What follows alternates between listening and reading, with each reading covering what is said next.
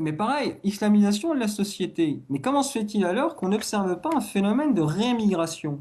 Je veux dire, normalement, si les musulmans devenaient de vrais musulmans, etc., on observerait chaque année, enfin, oui, chaque année, des centaines ou des milliers de musulmans partir de France pour aller vivre dans un pays de culture musulmane, où ils n'auraient pas de problème pour faire leurs 5 prières en temps et en heure, parce que la société est aménagée pour, où ils n'auraient pas de problème pour faire le ramadan, la société est aménagée pour, où ils n'auraient pas de problème pour manger halal, Hmm. hein, parce que justement, toute la nourriture est halal dans les sociétés musulmanes, où ils n'auraient pas, où ils ne vivraient pas au milieu de femmes à poil, dans les vitrines en ville, où ils n'auraient pas à écouter des médias qui blasphèment, enfin bref, un musulman, dès qu'il peut fuir ce type de société, il est censé les fuir, même s'il doit s'asseoir un petit peu sur sa condition matérielle. Or, c'est le contraire qui se produit. Il n'y a pas ce phénomène de réémigration. Et non seulement il n'y a pas ce phénomène, mais c'est le contraire. C'est-à-dire, c'est des musulmans du monde musulman qui viennent en masse par centaines de milliers chaque année. C'est paradoxal quand même. Si les musulmans s'islamisaient vraiment, bah, on observerait un phénomène d'inversion des flux migratoires. Or, cela ne se produit pas. Euh, et peut-être un dernier exemple, Ouais.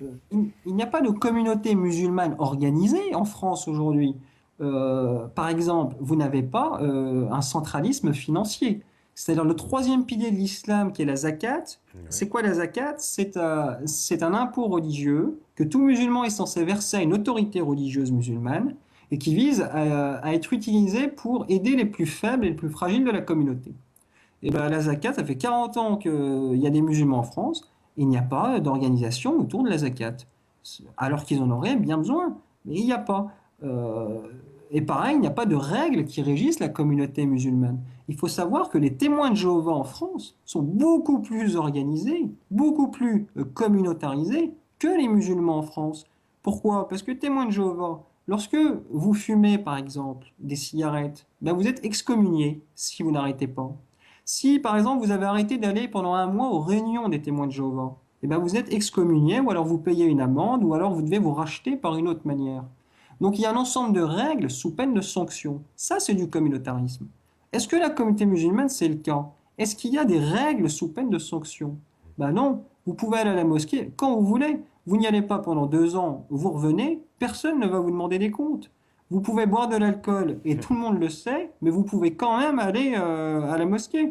Donc il n'y a personne qui va vous demander des comptes. Il n'y a pas de règles qui régissent cette communauté. Donc il ne peut pas y avoir de communautarisme dans la mesure où il n'y a pas de communauté. Ça, c'est très intéressant. Ça voudrait dire que donc, malgré tout, puisqu'on l'appelle comme ça, c'est la communauté musulmane, même si elle n'existe pas, alors pourquoi beaucoup de gens se revendiquent quand même de l'islam, en font un, je veux dire, alors pas un mode de vie peut-être islamique comme tu l'as expliqué, mais en tout cas ils l'intègrent dans une espèce de culture qui est quand même visible. Par exemple, je prends, voilà, pour illustrer, la fille qui veut absolument mettre son voile. Qui s'habille avec un voile, ou là on me le disait sur le chat aussi, des gens qui se baladent, on a tous cette image en djellaba avec une paire de Nike et puis une casquette américaine, enfin bon, on a, on a tous vu ça. Et c'est quoi alors qu'ils cherchent à revendiquer? C'est quoi? C'est juste marquer une différence, mais en fait, ils seraient déjà, on va dire, entre guillemets, euh, corrompus à l'autre religion, mais bon, on essaye de marquer une espèce de différence. C'est quoi alors exactement? Ces gens-là? En faisant ça, c'est quoi leur démarche? Alors, bah, tout d'abord, je tiens à préciser une chose, c'est que je ne généralise pas, hein. J'insiste bien auprès des musulmans qui peuvent être très sensibles. Oula, Je les préviens. on marche sur des mines, autant te le dire. C'est miné partout là. Je préfère bien insister là-dessus. Je ne mène pas un combat contre l'islam Ah ou oui. contre les musulmans. Ça, j'insiste bien là-dessus. Non, parce que j'avais déjà eu l'occasion de faire ce type de conférence. J'avais été invité et il y avait des musulmans qui l'avaient très très mal pris. Alors certains l'avaient très bien pris, hein, ils avaient compris ce que je voulais dire, mais d'autres s'étaient sentis un peu blessés. Donc mon objectif, c'est, moi, je suis contre l'occidentalisme, si vous voulez. Oui. Bon, on peut en reparler. Donc, c'est pas les musulmans. Je ne mène pas un combat contre l'islam, contre les musulmans. Je suis moi-même de culture musulmane. J'ai grandi dans une famille de culture musulmane. Je n'ai pas la haine de moi-même, etc. Je suis un arabo-français de culture musulmane et je le revendique, il n'y a aucun problème. Je ne mène pas un combat contre les musulmans. Seulement, j'essaie de mener une analyse de manière objective afin d'essayer de comprendre. Alors, par rapport à ce que tu demandes, c'est-à-dire, mais comment expliquer alors cette montée de la visibilité islamique, Mhm. cet attachement justement à ce respect culturel, enfin, à, à cet attachement justement de la visibilité islamique de la part de certains musulmans de culture, on va les appeler. Oui. Euh, Justement, déjà, il faut bien comprendre que pour ces gens-là, c'est identitaire. C'est-à-dire que l'objectif n'est pas une pratique de l'islam au sens authentique. Sinon, il y aurait, comme je t'ai dit, hein, c'est-à-dire un phénomène de rémigration, un communautarisme beaucoup plus fort, etc., etc. Mais leur objectif, c'est effectivement de marquer une différence avec l'autre. Voilà. Donc l'exemple de la fille voilée qui va dans un fitness, Ouais. donc le mixte, où il y a des gens un peu dénudés, etc., pour faire son footing. Elle est habillée comme tout le monde, mais elle garde le voile. Bah, c'est visible. Le but, c'est d'afficher une différence. Bah, mais comment expliquer ça? Je sais pas. Honnêtement, là, on rentre dans des questions. Mm. Bon, je veux peut-être tenter une explication un peu psychologique. Mhm. Moi, je pense que essayez de vous mettre à la place d'un, je sais pas moi, d'un maghrébin de banlieue ou pas, en France, etc. Il sait que s'il joue aux règles du jeu occidental, c'est-à-dire s'il essaye de prospérer, de gagner avec les valeurs occidentales, il est quasiment, enfin parfois il est quasiment perdant d'avance, parce il ne correspond pas à l'idéal occidental sur tous les points de vue. Regardez une série américaine, c'est très rare, où le héros de la série américaine, c'est un maghrébin, etc. Enfin, je veux dire, il y a un idéal occidental qui est véhiculé à travers les médias occidentalistes et tout. Donc, lorsque vous êtes un maghrébin, que vous grandissez dans une cité, bon, je ne peux pas faire de la victimisation, mais lorsque vous êtes un maghrébin, que vous grandissez dans une cité, etc., que vous ne correspondez pas à l'ethnie majoritaire, que vous ne correspondez pas aux idéaux occidentaux, jouer au jeu occidental, c'est être perdant d'avance. Donc, votre seule solution, c'est de changer les règles du jeu. C'est-à-dire de montrer aux autres que vous jouez un autre type de jeu, que vous ne jouez pas dans leur jeu à eux. Et donc, par conséquent, vous n'êtes pas perdant. Et donc, à travers ces différences, il y a la volonté, je pense, c'est un peu trop psychologiste, mais bon, pourquoi pas. Je pense qu'à travers cet affichage d'une différence et tout, il y a la volonté de dire aux autres, je ne joue pas les mêmes règles que vous, moi je joue un autre jeu, je suis un musulman, etc. Et à ce jeu-là, je suis bon. La preuve, je porte une barbe, je porte une djellaba, etc. Et là, je suis number one. Alors que si je joue aux valeurs occidentales, là, je vais plutôt être dans les derniers, etc. Donc il y a peut-être cet effet de mécanisme de survie. Après, je sais pas, hein. Là, ça dépasse mes compétences, peut-être. Non, non, écoute, c'est aussi une explication. Alors, il y en a qui me disent, par exemple, oui, aussi, c'est un islam de façade, mais une fois qu'ils seront majoritaires, ils imposeront une société musulmane. Ah, Ouais, très très bonne question. Alors, est-ce que ça c'est possible ou pas? ouais. Après, tout est possible, hein, Mhm. mais moi je pense que ça a peu de chances de se produire. Pourquoi? Tout simplement parce que ça ne s'est pas produit dans les pays de culture musulmane. Vous regardez l'Algérie par exemple, Mhm. 99% de la population est de culture musulmane. L'islam est une culture populaire très forte encore en Algérie, bien que ce soit un régime nationaliste plutôt laïque, calqué sur le modèle républicaniste français de la première moitié du XXe siècle. Mais il n'en demeure pas moins que l'islam exerce une forte culture populaire là-bas. Il y a encore un patriarcalisme relativement fort, après ça dépend où. Mais ce que je veux dire, on prend par exemple l'exemple de l'Algérie, 99% de la population de culture musulmane. Est-ce que ils ont réussi à instaurer la charia en Algérie? Bah non. Bah non, hein. Ah non, pareil en Tunisie, les islamistes, ils n'ont pas réussi à instaurer la charia en Tunisie. En Égypte, c'est pareil. Les frères musulmans, ça fait des décennies qu'ils se battent pour avoir le pouvoir, etc. Et eux, ils étaient très, très organisés. Et ben, ils n'y sont pas arrivés. Ils ont réussi à gagner les élections avec un peu plus de 50%. Ça a duré 3 mois. Donc, moi, je veux bien croire à ce scénario, mais il se trouve que la réalité factuelle nous dit le contraire. Elle nous dit que même dans des pays beaucoup plus lié à l'islam, il n'y a pas de charia, il n'y a pas de prise de pouvoir par l'islam. Donc, je vois pas pourquoi en France, ça serait le cas.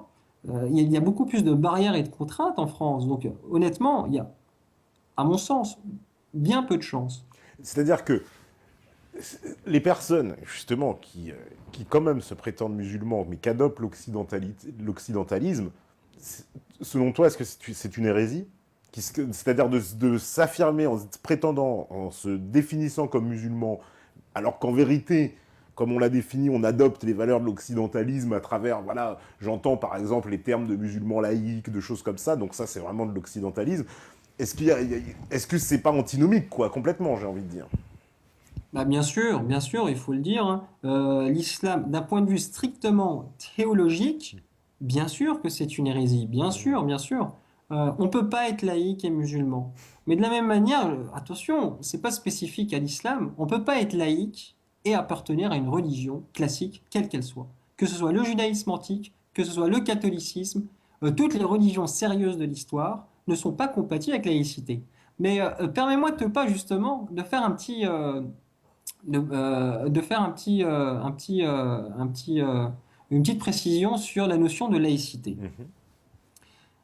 C'est quoi la laïcité en fait? Si je reprends justement cette terminologie que je propose, la laïcité en réalité ça a toujours existé dans l'histoire. Je m'explique. Dans les sociétés catholiques de l'Ancien Régime, en France par exemple, la laïcité c'était quoi? Vous aviez une religion d'État qui était le catholicisme, qui était la religion publique, etc. Et cette religion, elle demandait quoi aux autres religions, telles que le judaïsme ou le protestantisme? Eh ben, de se tenir bien tranquille dans la sphère privée et de respecter les lois du pays, notamment en payant l'impôt. L'islam, si vous regardez les sociétés islamiques historiques, qu'est-ce qu'un régime islamique, donc où l'islam est la religion de l'État, qu'est-ce qu'il demande aux autres religions, notamment le judaïsme et le christianisme? Eh ben, de se tenir bien tranquille dans la sphère privée et de ne pas intervenir dans le champ public et de payer l'impôt, la jazia d'un point de vue islamique.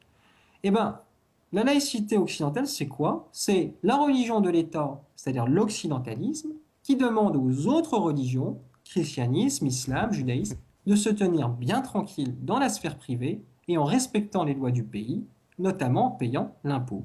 C'est ça la laïcité occidentale. Ce n'est pas la séparation de tout religieux du politique. C'est séparer toutes les religions non occidentales de l'État, en les maintenant à la sphère privée et en garantissant dans l'ordre public que la religion occidentale. Mais ce n'est pas une nouveauté.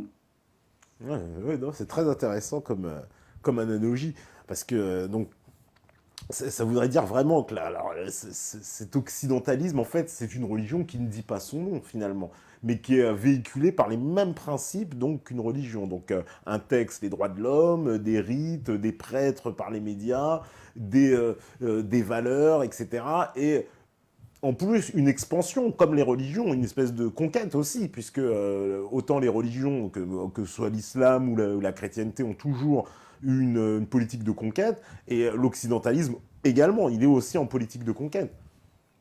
Oui, absolument, c'est ça. On retrouve vraiment toutes les analogies avec les religions missionnaires en plus. En C'est-à-dire, plus, par oui, exemple, ouais, ouais. Jean-Baptiste. Ouais, voilà, c'est ça, des missionnaires. Hein, on peut dire, donc un peu presque, pour pousser plus loin l'analyse, je pourrais dire les, euh, les entreprises et ce monde voilà, de l'ultra-économie, c'est un peu les nouvelles églises, les nouveaux prêtres chargés d'aller convertir le reste de l'humanité un peu. Oui, absolument, c'est ça. C'est-à-dire qu'on retrouve effectivement un clergé à travers les médias, Ouais. on retrouve une aristocratie Aussi, ouais. à travers les multinationales, etc., qui ont des privilèges absolument hors normes, etc. On retrouve même, mais tenez-vous bien, on retrouve même un patriarcalisme, parce qu'il y a un patriarcalisme occidental. Il y a le patriarcalisme chrétien, bon, voilà, il y a le patriarcalisme islamique, etc. Alors, c'est quoi le patriarcalisme? Alors, c'est ça qui est intéressant. C'est qu'on trouve même une forme de patriarcalisme dans la religion occidentale. C'est-à-dire que le patriarcalisme, c'est quoi? C'est lorsque vous cloisonnez toutes les femmes, quelle que soit leur classe sociale, quelle que soit leur provenance, etc. C'est lorsque vous cloisonnez toutes les femmes à un seul rôle particulier dans la société. Exemple, le patriarcalisme traditionnel, islamique, chrétien ou autre. Euh, il cloisonne toutes les femmes à un rôle exclusif de mère au foyer. Voilà. C'est pour ça qu'on dit que c'est un patriarcalisme, parce que toutes les femmes, qu'elles soient riches, pauvres, etc., elles sont toutes reconnues avant tout par rapport au même rôle qui est le rôle de mère au foyer.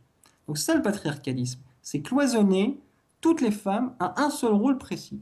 Et bien le patriarcalisme occidental, il y a un patriarcat occidental qui n'est pas le même, mais qu'on retrouve d'une autre façon. C'est quoi? C'est cloisonner, c'est réduire toutes les femmes, quelle que soit leur classe sociale, etc., à un rôle d'objet Un sexuel. rôle d'objet sexuel, ouais. Absolument. Ainsi, toutes les femmes, qu'elles soient vieilles, jeunes, moyennes, riches, pauvres, au foyer ou travailleuses, etc., toutes se conforment au même idéal de la femme, c'est-à-dire le culte de la coquetterie, du sexy, de la minceur, voire même de l'anorexie, et de la jeunesse. Toutes, sans exception. C'est-à-dire, elles sont toutes cloisonnées à un rôle d'objet sexuel, c'est-à-dire à un même rôle. Et bien ça, c'est un patriarcalisme. Ouais, c'est une très très bonne analogie. En tout cas, il y a pas mal de gens qui sont assez d'accord avec toi. On va faire une petite pause, donc le temps que la régie fasse les petits réglages. Et puis, on va se retrouver juste après, mon cher Scribe. Très bien. Voilà, et puis on va continuer sur cette analyse fort intéressante, donc sur l'occidentalisme, nouvelle religion d'État. Voilà, on me dit que c'est prêt, donc c'est parfait, bah, et c'est la pause, et puis on revient juste après. À vous, la régie. Voilà, donc de retour sur la libre antenne, toujours avec le petit scribe qui va nous rejoindre dans quelques instants. Voilà, toujours donc sur cette vision voilà, de l'occidentalisme comme une religion, hein, donc avec ses dogmes, ses valeurs, ses rites, ses cultes, ses prêtres, hein, et donc toute une analogie sur le fait que l'Occident nous prêche une religion sans nous le dire, et nous serions d'impitoyables adeptes donc d'une religion sans le savoir. Voilà, donc on me fait signe que c'est bon. Allô, petit scribe, c'est bon? Oui, Ouais. oui, c'est bon. Eh ben écoute, parfait. Donc il y a beaucoup beaucoup de réactions, t'imagines bien. Alors, vous connaissez le principe, en troisième partie, on se consacrera exclusivement à répondre aux questions. Il y a pas mal de questions, hein, t'imagines bien. C'est un sujet qui intéresse. En tout cas, pas mal de gens quand même qui sont assez d'accord avec toi, hein, et voilà, hein, qui pensent que justement c'est une très bonne analogie, et qu'on peut parfaitement comparer ce que tu as dit. Et il est vrai que en plus dans la bouche de nos élites, de nos dirigeants, ce sont de véritables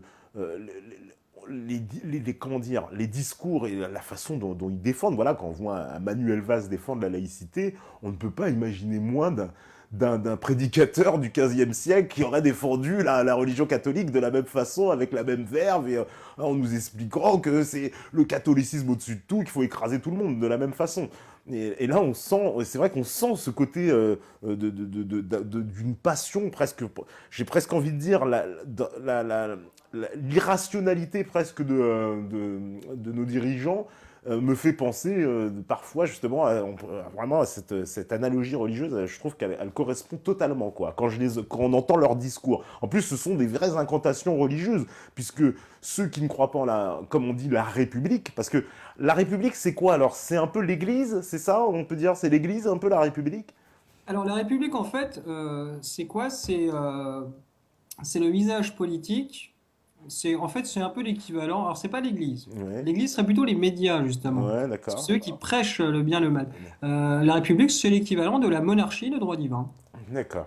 C'est-à-dire, c'est le système politique, c'est le visage politique de l'occidentalisme. Parce que si vous voulez, dans chaque religion, il y a un visage politique. Mhm. Une religion elle ne se réduit pas juste au politique, elle dépasse le politique, parce qu'elle est globale.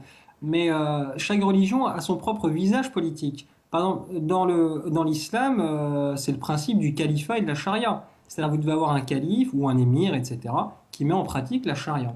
Ainsi, la charia, c'est le visage politique de l'islam.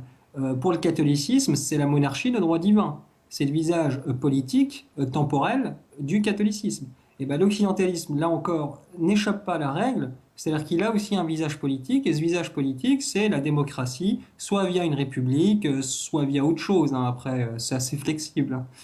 Voilà, puisque c'est voilà, ce système voilà, républicain qu'on nous jette constamment à la figure, et qu'on est sommé, là c'est comme une religion, on est sommé d'y croire. Hein, on n'a pas le choix. celui qui ne croit, d'ailleurs, il nous le précise constamment, celui qui ne croit pas en la République, il ne croit en rien. D'ailleurs, donc c'est un peu d'ailleurs la République ou rien, comme à l'époque, j'imagine, voilà, du catholicisme ou quoi, c'est le catholicisme ou rien, quoi. Oui, c'est ça. Bah, c'est-à-dire qu'aujourd'hui, pour avoir le statut de français, etc., le statut à part entière de français passe par l'adhésion aux valeurs républicaines. Ouais, ouais. De la manière qu'autrefois, pour être sujet entier du roi, avoir un statut justement de français, il fallait être catholique. Voilà. Alors, justement, je rebondis sur ce que tu dis parce que, bon, récemment, on a vu une augmentation hein, des actes islamophobes depuis les affaires des attentats de Paris. Et à chaque fois que j'ai entendu des victimes, en fait, j'ai été saisi parce qu'elles avaient tout un mot en commun, c'est justement, précisément de dire je suis je suis les valeurs de la République. Je suis, en fait, ils se prévalaient d'être de bons républicains. Alors, exactement. Oui, non, mais c'est ça. D'ailleurs, ça me permet de faire un petit lien avec l'affaire Charlie Hebdo. Mais comment est-ce qu'on peut analyser du coup l'affaire Charlie Hebdo, enfin l'attentat Charlie Hebdo, dans le cadre de cette nouvelle terminologie? Eh ben, l'affaire Charlie Hebdo, c'est quoi en fait? Il y a eu un attentat contre un dogme de l'occidentalisme, c'est-à-dire la liberté de blasphème. Donc un dogme de l'occidentalisme a été attaqué. Donc c'est quand même pas rien. Un dogme d'une religion a été attaqué. Et là, qu'est-ce qu'on a vu? C'est ça qui est extraordinaire. Et c'est là qu'on voit à quel point les Occidentaux sont vraiment des fanatiques religieux. Pourquoi? Parce que en moins d'une semaine, de manière spontanée, on a eu plus de 5% de la population qui s'est mobilisée parce qu'elle a senti qu'un dogme, un fondement de sa religion a été attaqué. Je vous mets au défi de me trouver un pays musulman au cours du XXe siècle où, en l'espace de moins d'une semaine, plus de 5% de sa population s'est soulevé parce qu'un dogme de l'islam a été attaqué. Vous n'en trouverez pas. Oui, donc selon toi, en plus, voilà, tu penses que les Occidentaux sont plus fanatisés, donc plus religieux dans cette religion que les musulmans même. Ah, absolument. Alors là, j'ai préparé un truc, je peux vous donner 7 points. 7 points, 7 marqueurs qui l'indiquent assez clairement. Ah oui. Bah, ouais, je peux faire ça. Allons-y, allons-y, bah allons-y. Eh ben, allons-y. Alors, au niveau, donc là, je parle des fidèles, donc de la sphère populaire. Alors, si vous regardez, une fois qu'on a compris, si vous voulez, que la musique, les séries télé, les films, les émissions radio, télé, etc., c'est des prédicateurs des valeurs occidentales, etc. euh, alors, lorsqu'on regarde, vous prenez un jeune occidental de 20-25 ans, qu'il soit français, allemand, américain ou anglais, si vous regardez le nombre d'heures qu'il passe par semaine à écouter ces prédicateurs de la religion occidentale, il doit passer 20, 30 ou 40 heures par semaine. Vous prenez un jeune musulman, du monde musulman, hein, que ce soit en Arabie Saoudite, en Algérie ou ailleurs, et ben, si c'est un fervent pratiquant, il va passer 3, 4 ou 5 heures par semaine à écouter le Coran et à écouter les prédicateurs musulmans, etc. Donc, c'est-à-dire que là, sur ce point, on voit bien que l'occidental est beaucoup plus religieux, beaucoup plus pratiquant. Je donne un autre exemple. Pour reprendre la question du patriarcalisme, par exemple. Vous avez un patriarcalisme occidental, donc qui cloisonne la femme à un rôle d'objet sexuel, par la soumission au culte de la jeunesse, de la minceur, de la coquetterie, du sexy, etc. Et vous avez le patriarcalisme islamique de l'autre côté, qui cloisonne la femme à un rôle de mère au foyer, etc. Alors, si on regarde dans le monde musulman, vous prenez par exemple les pays du Maghreb, bah, vous avez des femmes de toutes sortes. Vous avez des femmes qui se soumettent à ce patriarcalisme islamique, très très bien, mais vous en avez d'autres aussi qui travaillent, qui ne veulent pas être soumises à ça. Enfin, vous avez vraiment différentes tendances. Vous avez des femmes qui se voilent, vous avez des femmes qui s'habillent à l'occidental, vous avez des femmes qui mettent des burqas, vous avez vraiment une grosse diversité culturelle au niveau de la question de la femme dans les pays musulmans. Si vous regardez dans le monde occidental, toutes les femmes, 99%, elles se soumettent toutes à leur patriarcalisme religieux. Toutes, sans exception. Enfin, il y a des exceptions, mais je veux dire beaucoup plus que dans le monde musulman. Euh, Et puis voilà, donc vous avez beaucoup plus de diversité culturelle dans le monde musulman. C'est-à-dire dans le monde musulman, vous avez des gens qui sont très occidentalisés, vous en avez d'autres qui sont très attachés à l'islam, qui vont être de fervents pratiquants et qui rejettent tout occidentalisme, etc. Enfin, vous avez des Mhm. situations extrêmement diverses. Dans le monde occidental, il y a une unité culturelle au niveau de la sphère populaire qui dépasse de loin le monde musulman, mais de loin au niveau de la musique, au niveau des mœurs, au niveau enfin, des codes, etc., etc. Je donne un autre exemple. On dit souvent que le monde musulman, enfin les musulmans sont beaucoup plus communautaires, ils ont beaucoup de règles à respecter, ils ont un sentiment d'appartenance communautaire qui est un peu trop exacerbé et tout. Mais la réalité nous dit le contraire. Si vous regardez dans les pays occidentaux, il y a beaucoup plus de règles à respecter dans tous les domaines de la vie. Vous avez beaucoup plus de lois au sens juridique, légal, à respecter dans n'importe quel pays occidental que dans n'importe quel pays musulman. Vous prenez la question du code du travail, beaucoup plus, enfin, un code du travail de n'importe quel pays occidental est 10 fois plus gros que n'importe quel pays musulman. Vous prenez la question du code de la route. Le code de la route, les pays occidentaux, c'est les seuls pays au monde où le code de la route est respecté scrupuleusement à la lettre. Il peut faire nuit, 3 heures du matin, vous avez des personnes qui sont prêtes à attendre 10 minutes alors qu'il n'y a aucune voiture. Dans le monde musulman, les feux rouges, les stops, tout ça, c'est à titre indicatif. S'il n'y a aucune bagnole et que vous passez et puis qu'il y a des policiers, ils vont rien vous faire. Et donc pourquoi? Alors pourquoi est-ce que les Occidentaux sont beaucoup plus respectueux justement des règles qui régissent leur propre communauté? Bah, parce que justement, il y a ce sentiment inconscient, mais il y a bel et bien ce sentiment d'appartenance à une communauté liée à une religion, à des valeurs, parce que c'est ça qu'il y a derrière, beaucoup plus fort que dans le monde musulman. Vous prenez un lampadaire qui ne marche pas. En France, par exemple, il y a un lampadaire dans la rue qui ne marche pas. 3 heures après, il y a au moins 10 personnes qui le signalent. Prenez un pays musulman, enfin de culture musulmane, comme l'Algérie, la Tunisie, etc. Un lampadaire ne marche pas, bah, il peut rester comme ça 1 an, 2 ans sans que personne ne signale. C'est-à-dire qu'il y a ce sentiment d'intérêt public, d'intérêt de communauté publique, beaucoup moins fort chez eux. Les musulmans sont en réalité beaucoup plus individualistes. Dans le monde musulman, il est fréquent que les gens balancent leurs ordures dans la place publique. Dans le monde occidental, jamais. Parce qu'il y a justement ce sentiment d'appartenance communautaire beaucoup plus fort. Et je pourrais continuer comme ça avec plein d'exemples. Il suffit de regarder le nombre d'associations. Dès que dans un pays occidental comme la France, mais pas seulement, dès qu'il y a un problème de société, comme par exemple, je sais pas, lié au logement, à la misère, à la faim ou euh, à la violence conjugale, enfin bref, dès qu'il y a un problème de société, vous avez tout de suite une dizaine d'associations bénévoles qui viennent se créer pour essayer de régler le problème. Dans le monde musulman qui est traversé par bien des problèmes, vous n'avez pas autant d'associations. Il y a énormément de problèmes, mais vous avez très très peu d'associations bénévoles dans la sphère populaire, etc. Donc là aussi, pourquoi? Parce que les musulmans sont plus individualistes en un sens, c'est-à-dire moins attachés quelque part. C'est ça la réalité. Alors, communauté religieuse, etc., plutôt que les occidentaux qui, eux, par contre, sont vraiment dans un communautarisme extrêmement important. Ouais, parce que, alors là, par exemple, il y en a qui me disent, oui, mais en Occident, par exemple, il y a une répression beaucoup plus grande. C'est vrai qu'il y a une répression féroce en Occident. L'État, en fait, est-ce qu'il n'a pas un peu mis les gens au pas aussi? Oui, c'est possible. Enfin bon, ça n'a pas entraîné ça a pas entraîné une guerre civile ou quoi que ce soit. Je veux dire, on voit bien qu'il y a une Mhm. adhésion. Oui, il y a une adhésion, ouais. Ouais. Il y a une adhésion très claire. Je veux dire, la nuit, 3 heures du matin, lorsqu'il n'y a pas de bagnole, vous allez avoir des gens qui respectent. Jamais vous ne voyez ça. Oui, par exemple, dans les pays du Maghreb, bon, pour y avoir été, je sais que là-bas, tout le monde roule en plein phare. Personne ne... non. Alors que c'est vrai que quand on arrive en France, directement, on voit, voilà, les personnes vont se mettre code, plein phare, etc. Quand ils vont croiser une voiture, tout le monde va respecter cette règle.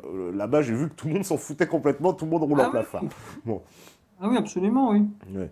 Donc ça, c'est vrai qu'il y a Mais alors, c'est quoi? Parce que pour les Occidentaux, ça, c'est interprété comme du laxisme, comme un signe de désintérêt, de voilà, j'ai pas envie de dire désordre, mais un petit peu genre bon bah c'est des gens qui s'occupent pas d'eux-mêmes.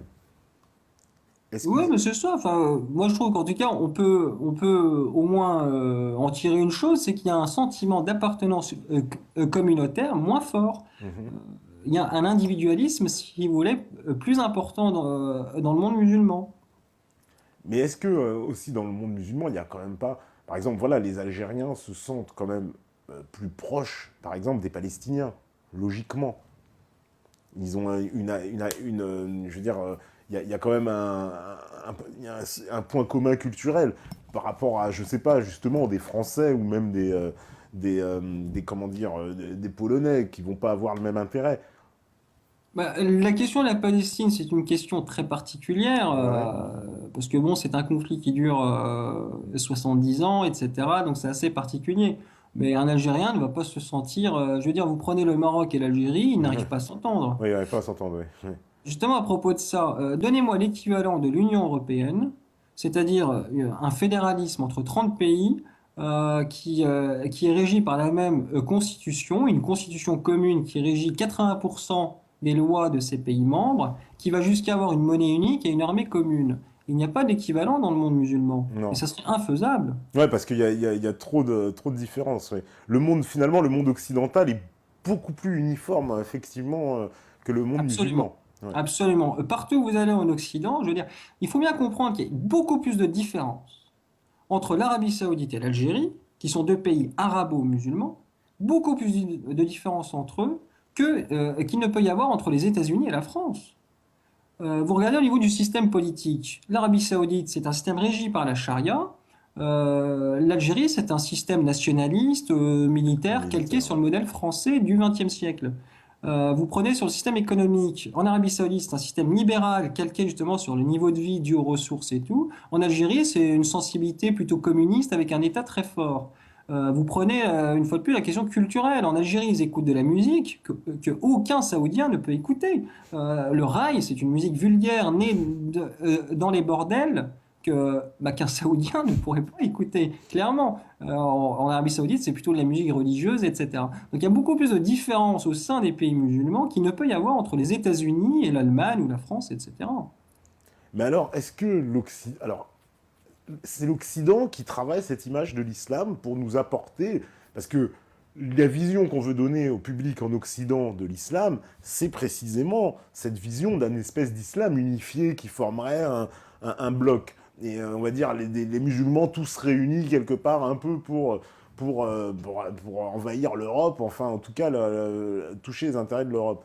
Est-ce que ça c'est un fantasme alors que crée l'occidentalisme?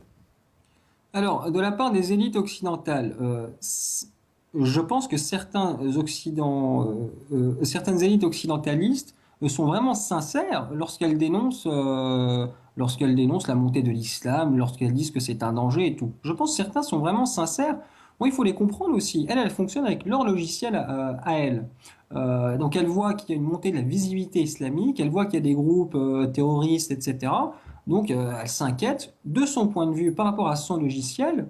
Bon, c'est légitime. De la même manière que les catholiques, au temps de la France bien catholique, dès qu'il y avait une montée d'un groupe hérétique, etc., bah, tout de suite, certains bons catholiques criaient et disaient qu'il y avait un vrai danger. Donc, quelque part, c'est un peu légitime. D'un point de vue occidental, je peux comprendre que lorsqu'on est un occidentaliste fanatique, etc., je peux comprendre qu'on se sente enfin, qu'on ait peur de l'islam, etc. Maintenant, c'est un fantasme. Je pense qu'il y a d'autres élites qui l'ont compris aussi, que c'était un fantasme. Donc il y a un peu de tout, hein. Alors, pourquoi alors est-ce qu'ils continuent à nourrir ce fantasme, etc. Alors, l'explication que j'ai, c'est de dire que, en fait, si vous regardez bien dans l'histoire du XXe siècle, l'occidentalisme a toujours eu besoin d'un méchant pour se promouvoir. Mhm. Exemple, au 19e siècle et puis dans la première moitié du 20e siècle, on a eu l'occidentalisme, il n'était pas encore à son stade abouti. Il était encore dans un stade qu'on pourrait appeler nationaliste. C'est-à-dire qu'il visait à libérer l'homme de toute contrainte, mais dans un cadre national. Et au bout d'un moment donné, une fois que vous avez exercé toutes les libertés dans un cadre national, bah il faut passer à l'étape supérieure, et l'étape supérieure, c'est d'en finir avec la nation, casser les frontières pour passer à la phase mondialiste. Bon, alors, autant où il fallait casser, où il fallait en finir avec les visions nationalistes. il a bien fallu trouver un méchant pour justement, enfin, trouver quelque chose qui justifie l'échec d'une vision nationaliste pour pouvoir passer à l'étape supérieure. Eh ben, ce méchant, ça a été le national-socialisme. Pourquoi est-ce que l'Occident sacralise tant la souffrance juive de la Deuxième Guerre mondiale? Parce que justement, c'est ça qui lui permet de discréditer de manière définitive toute vision nationaliste des choses. Euh, donc l'Occident a sacralisé ceci, a diabolisé, à juste titre, hein, Hitler, etc., enfin le national-socialisme, pour en finir avec son étape nationaliste et pour passer justement à l'étape mondialiste. Alors maintenant, dans l'étape mondialiste, est en train de passer à une accélération de cette étape mondialiste. Et il lui faut un ennemi. Cet ennemi, maintenant, ça ne peut pas être un ennemi nationaliste, vu qu'il en a déjà fini avec le nationalisme. Ben, ça ne peut être qu'un ennemi internationaliste. Or, l'islam est taillé sur mesure là-dessus parce que c'est une religion qui se veut être internationale et ces groupes terroristes, etc., ce sont des groupes internationaux comme Al-Qaïda et tout. Donc ça apparaît comme le nouveau national-socialiste, si vous voulez, mais dans un cadre international qui permet de justifier justement une accélération du processus mondialiste du phénomène occidentaliste. Je ne sais pas si c'est clair ce que je dis. Oh, ouais, j'étais un peu perdu là, j'avoue. C'est-à-dire que tu veux nous dire, pour bien comprendre, que le mondialisme, en fait, de toute façon, il est porté même par l'occidentalisme. De toute façon, c'est lié aussi. Ah oui, absolument. Alors justement, j'explique un peu ça, parce que c'est vrai que j'ai pas. Pourquoi est-ce que l'occidentalisme, dans ses valeurs, dans ses dogmes, etc., aboutit inévitablement au mondialisme?